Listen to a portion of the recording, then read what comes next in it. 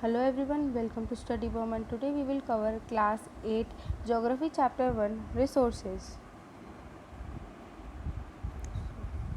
Mona and Raju were helping Amma to clean their house.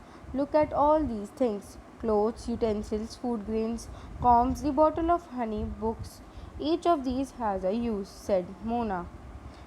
That is why they are important, said Amma. These are resources. What is a resource? Was Raju questions to Amma. Anything that can be used to satisfy a need is a resource, replied Amma.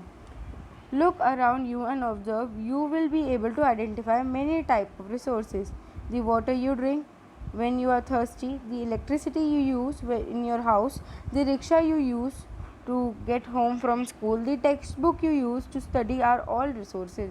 Your father has prepared a tasty snack for you. The fresh vegetable he has used are all as resources.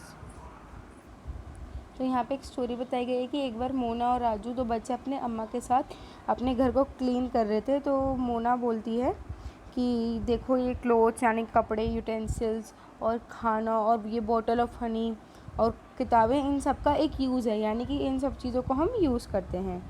These are resources. What is resource? What the Raju question to Amma. तो ये अम्मा बोलती हैं कि ये सभी बहुत important है. तो दीज आर रिसोर्सेज कि ये सब रिसोर्स हैं. तो राजू पूछता है कि अम्मा से कि रिसोर्स क्या होते हैं. तो अम्मा बोलती है कुछ भी चीज़ जो एक ह्यूमन की नीड को सेटिस्फाई कर सकते हैं वो रिसोर्स है. एग्जांपल है रिसोर्स की, जब आपको प्यास लगती है तो आप पानी पीते हो, वो भी एक रिसोर्स है. इलेक्ट्रिसिटी एक रिसोर्स है. वेजिटेबल्स, फ्रूट सब एक टाइप के रिसोर्स हैं. अब हम पढ़ते हैं आगे. Water, electricity, rickshaw, vegetable and textbooks have something in common. They have all been used by you, so they have utility. Utility or usability is what makes an object or substance a resource. तो जो पानी है, electricity है, rickshaw है, सब्जियां हैं और text book है, सब में एक चीज़ कॉमन है. क्या है? यूटिलिटी. यूटिलिटी मीन्स जो हम उन्हें यूज़ करते हैं कि वो काम आती हैं. यूटिलिटी और यूजेबिलिटी, जो वो काम लायक है, काम आने लायक है. और यूटिलिटी और यूजेबिलिटी एक दो ऐसी चीज़ें जो एक ऑब्जेक्ट को, कोई भी ऑब्जेक्ट को रिसोर्स बनाती हैं. How does something become a resource? Raju now wanted to know. Raju जानना चाहता है कि अब रिसोर्स बनते कैसे हैं. How does something became a resource, की रिसोर्स कैसे नापी जाती कि भाई ये रिसोर्स है, ये नहीं है, ये है, ये नहीं है. तो अम्मा बोलती हैं, Emma told the children that things become resources only when they have a value. अम्मा बताती है कि कुछ भी चीज़ रिसोर्स तभी बन सकती है जब उसकी वैल्यू हो. इट्स यूज और utility gives it's a value. जब हमारे वो कोई भी चीज़ है वो काम आएगी तो उसकी यूटिलिटी भी हुई, वो काम आ रही है, और फिर उसकी वैल्यू भी होगी हमारे यहाँ. जैसे सपोज करिए पानी है, तो पानी हमारे यूटिलिटी होता है, हमें पानी की बहुत ज़्यादा ज़रूरत है. और फिर पानी की आजकल के तो बिल्कुल ही बहुत ज़्यादा वैल्यू है पानी की. तो all resources have some value, said Amma. Value means worth.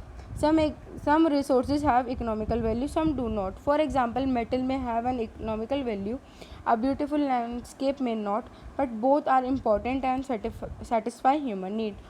Value means worth यानी कि कीमत. कुछ चीज़ों की इकोनॉमिकल वैल्यू होती है, यानी कि पैसों में. एग्जांपल है मेटल जो होता है उसकी इकोनॉमिकल वैल्यू होती है, लेकिन एक जो सुंदर सा सीनरी होती है उसकी इकोनॉमिकल वैल्यू नहीं होती है.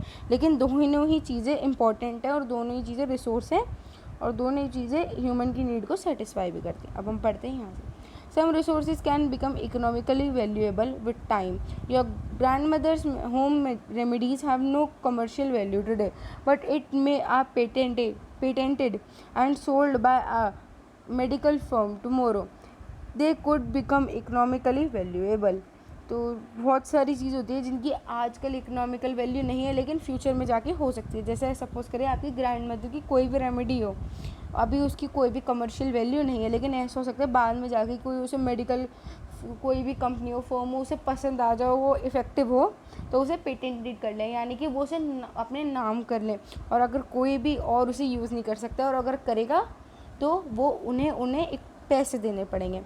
They could become economical valuable. So this is what times changes we will study about, there is a glossary over here.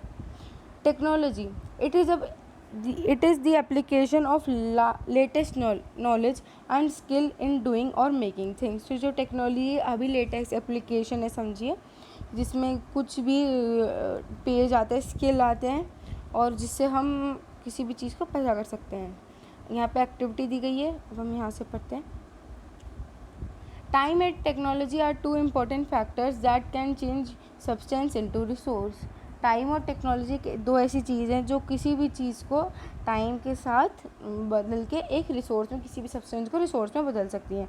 Both are related to the needs of people themselves are the most important resource.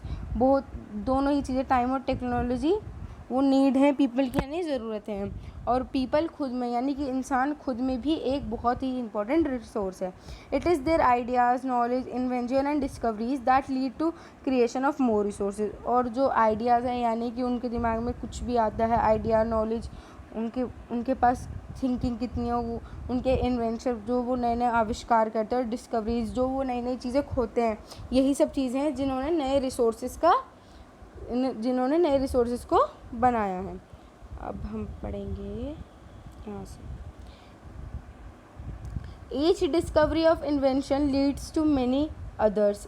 हर एक discovery से बहुत सारी अलग discoveries खुल जाती है, क्योंकि एक के पीछे एक डिस्कवरी हमारी छुपी होती है. The discovery of fire lead to the practice of cooking and the other process by invention of wheel ultimately resulted in development of newer modes of transport. जो फायर रिलेट था, मतलब कि हम खाना पका सकते हैं, वो एक बार स्टार्ट हुआ, फिर उसके बाद उससे ही स्टार्ट हुआ व्हील का, यानी कि जो पहिया बना, फिर उसके बाद तो बहुत सारी मोड्स आ गए ट्रांसपोर्ट की, जिन्होंने हमारे लिए बहुत डेवलपमेंट किया. The technology to create hydro electricity has turn energy in fast flowing water into an important resource. जो टेक्नोलॉजी आई है हाइड्रो इलेक्ट्रिसिटी की, पहले क्या होता था कि पानी ऐसे ही बहता रहता था. अब जहाँ पे पानी ज़्यादा स्पीड में बहता है, वहाँ पे हाइड्रो इलेक्ट्रिसिटी के स्टेशन बना दिए जाते हैं, जहाँ पे जब पानी बहुत तेज़ से छोड़ा जाता है तो एक व्हील घूमता है और वो इलेक्ट्रिसिटी प्रोड्यूस करके आपके घर में पहुँचा दी जाती है वहीं से. तो ये जो हाइड्रो इलेक्ट्रिसिटी की जो एनर्जी थी, इसने तेज़ पानी तो पहले किसी यूज़ का नहीं था, लेकिन जब वो यूज़ में आ गया, उसकी इकोनॉमिकल वैल्यू हो गई, तो वो एक बहुत ही इंपॉर्टेंट रिसोर्स बन गया. अब हम पढ़ेंगे type of resources. Resources are generally classified into natural, human made and human. तो रिसोर्सेज 3 टाइप में होते हैं मोस्टली. नेचुरल यानी कि जो हमें नेचर से मिलते हैं, ह्यूमन मेड जो इंसानों ने बनाए हैं, और ह्यूमन अपने आप में भी एक रिसोर्स है. अब पढ़ते हैं फर्स्टली नेचुरल रिसोर्स के बारे में. Resources that are drawn from nature and use without much modification are called natural resources. तो जो रिसोर्स जो नेचर से यानी कि प्रकृति से हमें मिलते हैं, और हम उन्हें ज़्यादा बिना छेड़े, उन्हें ऐसे ही जैसे जिस रूप में वो मिलते हैं उन्हें यूज़ कर लेते हैं, तो उन्हें बोलते हैं नेचुरल रिसोर्सेज. जैसे कि कोल एक नेचुरल रिसोर्स है. पानी भी आजकल तो हम मॉडिफिकेशन के साथ पीते हैं, लेकिन पानी भी एक टाइप का नेचुरल रिसोर्स है. The air we breathe, air हम किसी भी चीज़ में मॉडिफिकेशन नहीं करते, एयर हम ऐसे ही लेते हैं, तो वो भी एक नेचुरल रिसोर्स है. The water in our rivers and lake, पानी भी एक नेचुरल रिसोर्स है. मिट्टी, soil, minerals are all natural resources.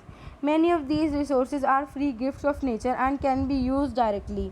बहुत सारी चीज़ें ये हमें समझे कि गिफ्ट है नेचर का, और इन्हें हम डायरेक्टली भी यूज़ कर सकते हैं. In some cases tools and technology may be needed to use a natural resource in the best possible ways. कई किस्सों में ऐसा होता है कि जो टेक्नोलॉजी है उसे लगाना पड़े, यानी कि कुछ मॉडिफिकेशन करनी पड़े नेचुरल रिसोर्स में, ताकि हम उसे बिल्कुल उनके अच्छे तरीके से यूज़ कर सकें. अब ये natural resources are classified into different groups depending upon their level of development and use, origin, stock and distribution. तो natural resources को इन ग्रुप में डिवाइड किया गया है. जिस बेसिस पे डिवाइड किया गया है वो लेवल ऑफ डेवलपमेंट कि कितना वहाँ पे डेवलपमेंट होता है, कितना विकसित होता है वो. यूज़ यानी कि उसकी यूजिबिलिटी, यानी कि वहाँ पे उसका कितना इस्तेमाल है. ओरिजिन जहाँ से वो पाया जाता है, उगता है. स्टॉक, उसका कितना स्टॉक है, यानी वो हमारे पास कम है, कितनी मात्रा है उसकी. और डिस्ट्रीब्यूशन यानी कि हर तरफ कितना बटा हुआ है, बांटना. On the basis of their development and use resources can be classified into 2 groups. Development और यूज़ के रिसोर्सेज पे, यानी कि डेवलपमेंट वहाँ पे कितना डेवलपमेंट है और यूज़ यानी कि हम उस वहाँ पे कितना इस्तेमाल होता है, उस पर रिसोर्सेज को 2 पार्ट्स में बांटा जा सकता है। एक है एक्चुअल रिसोर्स और एक है पोटेंशियल रिसोर्स। तो सबसे पहले पढ़ेंगे हम एक्चुअल रिसोर्स के बारे में। Actual resources are those resources whose quantity is known. These resources are being used in present. The rich deposit of coal in rural region of Germany and petroleum in West Asia. The dark soil of the Deccan Plateau in Maharashtra are all actual resources. तो actual resources वो हैं जिनकी quantity हमें पता है कि ये कितने हैं। जो resources are being use in present, ये रिसोर्सेज हम प्रेजेंट में यानी कि वर्तमान काल में, अभी के काल में यूज़ कर रहे हैं। जैसे कि कोल यानी कि कोयला, जो जर्मनी में रुhr रीजन है वहाँ पे होता है ज़मीन में, या पेट्रोलियम रीजन है वेस्ट एशिया में, वहाँ पे the dark soil of Deccan plateau, जो डेक्कन प्लेटू है वहाँ के डार्क सॉइल या फिर प्लेट जो कि महाराष्ट्र में, और ऑल नेचुरल रिसोर्सेज, क्योंकि हमें इन नेचुरल रिसोर्सेज वो होते हैं जिनकी हमें क्वांटिटी नोन है और इन सब की हमें क्वांटिटी नोन है। अब हम पढ़ते हैं पोटेंशियल के बारे में। Potential resources are those whose entire quantity may not be known and these are not being use at present. Potential resources वो होते हैं जिनकी क्वांटिटी हमें नहीं पता होती है। जैसे कि पानी हो सकता है इसका एग्जांपल, कि हमें बिल्कुल अच्छे से नहीं पता है। ऐसे हो सकता है कि हमें पता नहीं है कि इसकी, और ज़रूरी नहीं है वो अभी भी यूज़ किया हो भी सकते हैं और नहीं भी। The resources could be use in future, लेकिन ये रिसोर्सेज फ्यूचर में भी यूज़ हुए जा सकते हैं। The level of technology we have at present may not be advanced enough to easily utilise these resources. जो अभी हमारे पास टेक्नोलॉजी है वो भी इतनी सक्षम नहीं है, काबिल नहीं है कि जो हमारे पास रिसोर्सेज हैं उन्हें अभी भी उन रिसोर्सेज को यूज़ कर सके। The uranium found in Ladakh is an example of potential resource that could be use in future. जो यूरेनियम एक पार्ट है, मिनरल है, जो लद्दाख में बहुत ज़्यादा पाया जाता है, लेकिन वो एक पोटेंशियल रिसोर्स है क्योंकि हमें पता नहीं है कि हम उसे कैसे यूज़ कर सकते हैं, लेकिन हो सकता है वो फ्यूचर में यूज़ किया जा सके। High speed winds are potential resource 200 year अगो।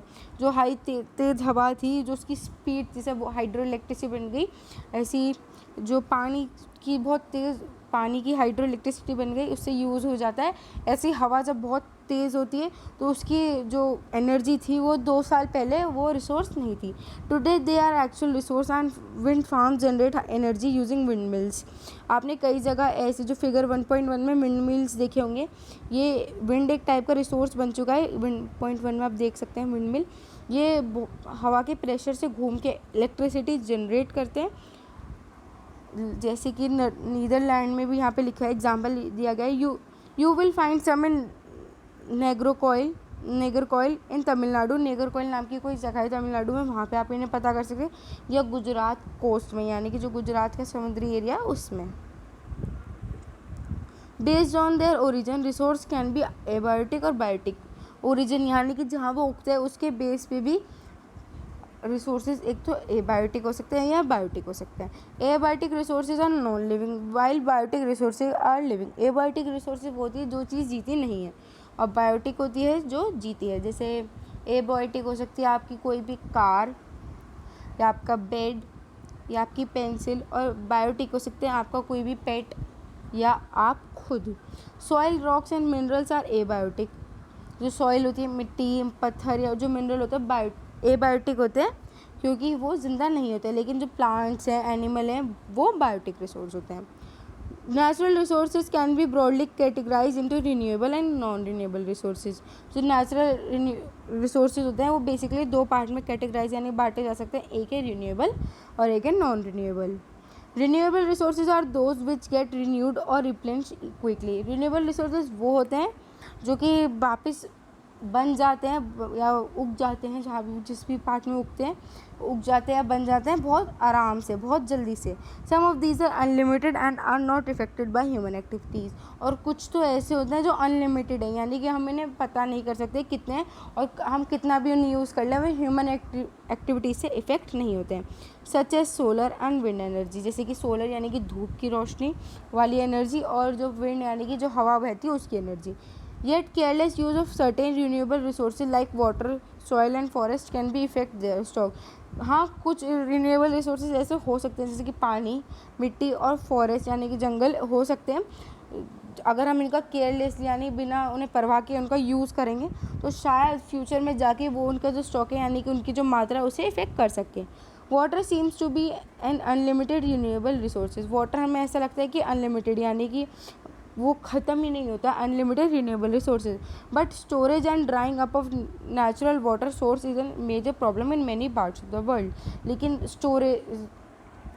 लेकिन जो स्टोरेज यानी कि हमें उसे पानी को इकट्ठा करना और ड्राइंग अप यानी कि उस पानी का सूखना एक बहुत ही बड़ा मेजर प्रॉब्लम है हमारे देश में।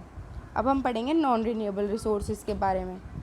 Non renewable resources are those which have a limited stock. Once the stock are exhausted it may take thousand of year to renewed और रिप्लेनिश्ड। नॉन रिन्यूएबल रिसोर्सेज होते हैं वो होते हैं जिनका लिमिटेड स्टॉक होता है, यानी कि हम उनका स्टॉक के बारे में या तो हमें पता होगा या पता चल जाएगा, लेकिन वो लिमिटेड होते हैं। एक बार अगर वो ख़त्म हो जाएं तो वो वापस दोबारा नहीं आते हैं। ऐसा आते हैं लेकिन वो इतना टाइम बाद आते हैं कि इट में टेक थाउजेंड ऑफ ईयर्स, तो इतने में एक ह्यूमन की वो लाइफ स्पैन नहीं होती है, तो इसलिए इन्हें हम नॉन रिन्यूएबल रिसोर्सेज में काउंट करते हैं। एग्जाम्पल हैं कोल, पेट्रोलियम, नेचुरल गैस। अब हम पढ़ेंगे on the basis of their distribution resource can be ubiquitous or localise. Resources that are found everywhere like air we breathe are यूनिबाइटिकस रिसोर्सेज। जो resources हम कहीं भी ढूंढ सकते हैं, कहीं भी मिल सकते हैं, जैसे कि हवा, वो है यूबिटिकस रिसोर्सेज। बट जो रिसोर्सेज होते हैं but those which are found only in certain places are localise like copper and iron ore. लेकिन कुछ रिसोर्सेज ऐसे होते हैं जो हमें एक ही जगह पे मिलते हैं, जैसे कि कॉपर और आयरन ओर, यानी कि जो आयरन है और कॉपर है वो हमें एक ही स्पेसिफिक जगह पे मिलते हैं, तो वो है लोकलाइज रिसोर्स के example. The distribution of natural resource depends upon number of physical factor like terrain, climate and altitude. जो डिस्ट्रीब्यूशन है, जो बटा गया है रिसोर्सेज को, वो डिपेंड करता है उस जगह के फिजिकल फैक्टर, यानी कि वहाँ पे कितनी बारिश है, उसका क्लाइमेट कैसा है और उसका एल्टीट्यूड कहाँ है वो। The distribution of resource is unequal because these factor differ so much over the earth. हर जगह डिस्ट्रीब्यूशन अलग है, अनइक्वल है, यानी कि कहीं ज़्यादा है, कहीं है ही नहीं, और कहीं बहुत ही ज़्यादा है, कहीं बहुत कम है, कहीं है नहीं, क्योंकि हर जगह हमारी अर्थ बिल्कुल ही डिफरेंट। अब हम पढ़ेंगे ह्यूमन मेड रिसोर्सेज के। Sometime natural substance became resource only when their original form has been changed. Iron ore was not a resource until people learned to extract iron from it. Resource कई बार natural substance तब resource बनता है जब हम उन्हें उनका original जो form है उससे निकालना आ जाता है। जैसे कि आयरन ओर है, यानी कि जो आयरन हमें धरती से मिलता था वो उसे आयरन ओर कहा जाता है, लेकिन वो एक रिसोर्स नहीं था जब तक कि लोगों ने आयरन ओर है वो एक नेचुरल रिसोर्स है जो हमें सपोज़ कीजिए पत्थर के रूप में मिलता है, लेकिन वो रिसोर्स तब बनेगा जब हम उसमें से वो पत्थर जो है उसमें से आयरन निकालना नहीं सीखा, तब तक वो रिसोर्स नहीं था। लेकिन अब हमें उसमें से आयरन और में से आयरन निकालना आता है केमिकल से, तो वो एक रिसोर्स है। People use natural resource to make building, bridges, road, machinery and vehicle. People वो जो बिल्डिंग है, ब्रिज है, रोड है, मशीनरी और व्हीकल्स के लिए नेचुरल रिसोर्स को यूज़ करते हैं। Which are known as human made resource. Building, जैसे कोई भी बिल्डिंग है, इमारत है, रोड है, ब्रिज है, कोई भी मशीन है या व्हीकल है, ये है ह्यूमन मेड रिसोर्सेज, क्योंकि इन्हें बनाए ह्यूमंस ने। Technology is also human made resource. Technology भी एक ह्यूमन मेड रिसोर्स है। अब हम पढ़ेंगे यहाँ पे डू यू नो में firstly human resource refer to the number and abilities of the people. Human resource point करता है क्वांटिटी, यानी कि जो क्वांटिटी है कितनी मात्रा है, एंड एबिलिटीज़ यानी कि उसकी क्षमता कितनी है लोगों की। Though there are differing views regarding treatment of humans as resource. इसलिए अलग अलग लोगों के अलग अलग व्यू हैं कि ह्यूमन को रिसोर्स कहा जाए, कौन है कौन नहीं है। One can not deny that fact that it is the abilities of human that help in transferring the physical material into valuable resource। हम लोग इस बात से मना नहीं कर सकते कि ह्यूमन रिसोर्स ही है, यानी कि ह्यूमन ही है जो एक चीज़ को एक सब्सटेंस एक बहुत ही ज़्यादा इंपॉर्टेंट रिसोर्स में बदल सकते हैं। अब पढ़ते हैं ह्यूमन रिसोर्स के बारे में। People can make the best use of nature to create more resource when they have the knowledge. जो लोग होते हैं वो नेचर से जो भी हमें चीज़ मिलती है उसका एक अच्छा रिसोर्स बना सकते हैं, जिससे जो उनकी नॉलेज है उससे स्किल, उनके पास स्किल है, नॉलेज है और आजकल की जो टेक्नोलॉजी है। That is why human beings are special resource. इसलिए ह्यूमन बींग्स को एक मोस्ट इम्पॉर्टेंट स्पेशल रिसोर्स भी बोला जाता है। People are human resource. जो इंसान है वो एक ह्यूमन रिसोर्स है। ये क्वेश्चन आता है। Education and help in making people are valuable resource. Education यानी कि जो हमारी पढ़ाई है, और हेल्थ यानी कि जो हमारी हेल्थ है, जो हमारी फिज़िक है, वो एक ऐसी चीज़ है और ये जो है वो पीपल को एक वैल्यूएबल रिसोर्स बनाती है। Improving the quality of people skills so that they are able to create more resources is known as human resource development. जो क्वालिटी है पीपल की स्किल्स की, यानी कि जो भी लोग सोचते हैं उसको इम्प्रूव करना, हम उसको सोचते हैं, हमें और बताना उसके बारे में और हमें उसकी क्षमता देना कि हम कुछ और उससे बना सकते हैं। वो उसे बोलते हैं ह्यूमन रिसोर्स डेवलपमेंट। इसे बोला जाता है कि अब हमारी एबिलिटी बढ़ेगी तो हम और चीज़ें बनाएंगे, तो इसलिए इसे बोला जाता है ह्यूमन रिसोर्स डेवलपमेंट। अब हम पढ़ते हैं कंजर्विंग रिसोर्स के बारे में। Mona had a nightmare. She dreamed that all water on the earth has dried up and all the trees cut down. There was no shade and nothing to eat or drink. People were suffering and roaming around desperately looking for food and shade.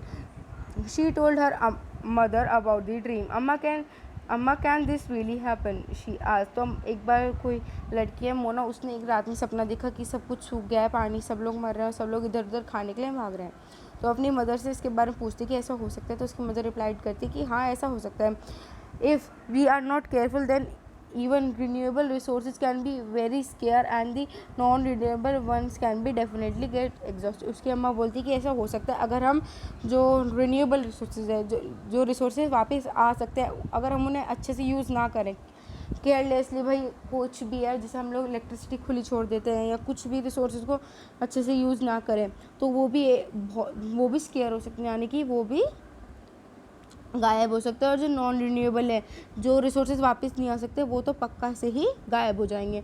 What can we do about it? Raju ने पूछा कि हम इसके बारे में क्या कर सकते हैं। अम्मा ने बोला लॉट्स। अम्मा ने बोला कि बहुत कुछ, जैसे कि आप अपनी जहाँ भी जाएँ वहाँ पे फालतू की आपकी कोई भी इलेक्ट्रिसिटी का या तो आपका लाइट जल रही हो, फ़ैन हो, तो उसे स्विच ऑफ करके जाएँ।